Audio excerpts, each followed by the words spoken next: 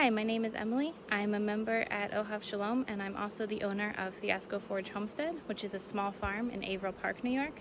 We have goats, sheep, chickens, a mushroom CSA, and also, as you can see here, bees. So today I'm going to give you a little tour of my apiary and talk a little bit about how we go from the bees to honey. So I'm going to start by going into one of my hives and showing you some of the different types of bees, and then talking a little bit about the process of honey, how the bees make it, and what we do with it once we harvest it. So every hive has, well, every honeybee hive anyway, has three types of bees. There's the queen bee, which is this one here with the green mark on her back. Drone bees, which is this big guy crawling around right there. And the rest of the bees, the bulk of the bees, are the worker bees, which, as you can imagine from the name, are the ones who do most of the work. So the queen bee is the one in the hive who lays the eggs. When she is born, she kills any other queens that might also emerge from their cells. Then she goes out, she mates with several drones from other hives, and she comes back and she starts laying eggs.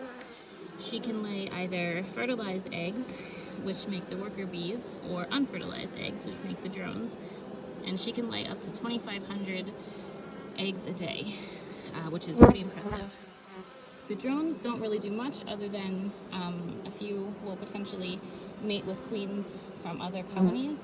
They actually end up getting kicked out of the hive when the hive's having a tough time. The worker bees are the ones that you're most familiar with. They're the ones that you'll see out and about gathering pollen and nectar on plants. So each worker bee, when they're out gathering the pollen and nectar, will visit about 50 to 100 flowers. But each worker bee can actually only make about 1/12 of a teaspoon of honey. So as you can imagine, it takes a lot of bees to make the honey that we eat. So the hive can have usually on average about 40 to 60,000 bees in it at the peak of the summer season when they're out gathering. This hive, you can see, is just filled with bees. So once the bees go out and gather the nectar, they will collect it into the honeycomb that they've made, and then they will start drying it. They will actually fan it. That's the job of some of the other worker bees. You can see in here, this is all nectar that the bees have collected. And then once it gets to the right consistency, the right amount of water in it, they will actually cap it off, which I don't have any capped honey to show you here.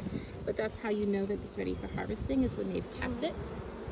So what we do then is we will take the honey, we'll take several frames at a time. We will use an uncapping knife to uncap the honey. Then I will put it in the extractor and spin the frames, and then you get a ton of honey out of each one. Then we will bottle it. Well, we strain it at least once. Usually it ends up getting filtered twice, just to get out any bee parts or beeswax or anything else that might have fallen in. And then we bottle it up and sell it. So it's a pretty cool process, and humans have actually been working with bees for thousands of years. And over time we've kind of, I wouldn't say perfected the process, but we've made a lot of progress in how we harvest honey. It's much more safe now to do than it used to be. I almost never get stung. And honeybees actually make about 2 to 3 times more honey than they can use in a year. They like to just have it extra stored up.